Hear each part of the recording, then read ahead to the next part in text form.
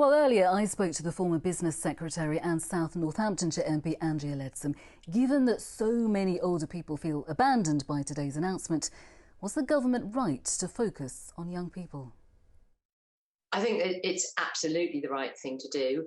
The reason being, quite simply, they are far more likely, something like 2 times more likely to have been furloughed.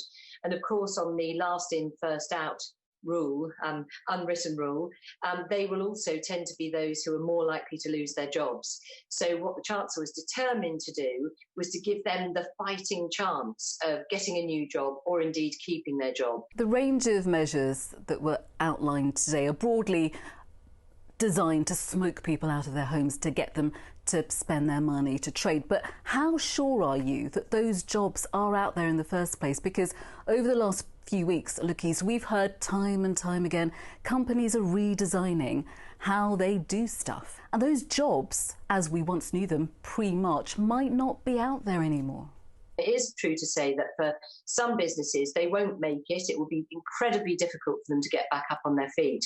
And that, again, is why I say businesses do need to start redesigning. I mean, in my own constituency in South Northamptonshire, we had a local gin distillery turn to making hand sanitizer, and some of the brilliant Silverstone technology cluster turned their hands to making PPE.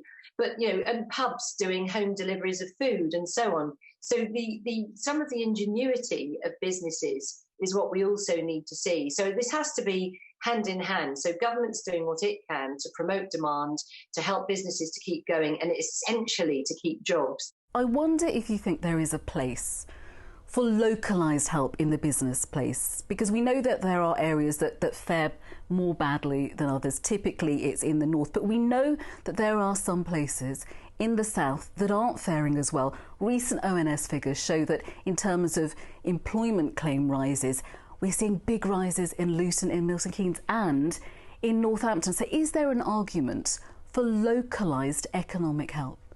I think there always is. And one of the things I think that could prove to be something of a silver lining, if there is one, from this pandemic, and that is that people really have demonstrated that they can work from home, that they can work remotely, that they don't always have to turn up in the office. So I think that kind of flexibility that we have seen has worked for many during lockdown could be something we roll out across the economy. And that in itself can help in places like Northampton and Luton and, of course, Milton Keynes.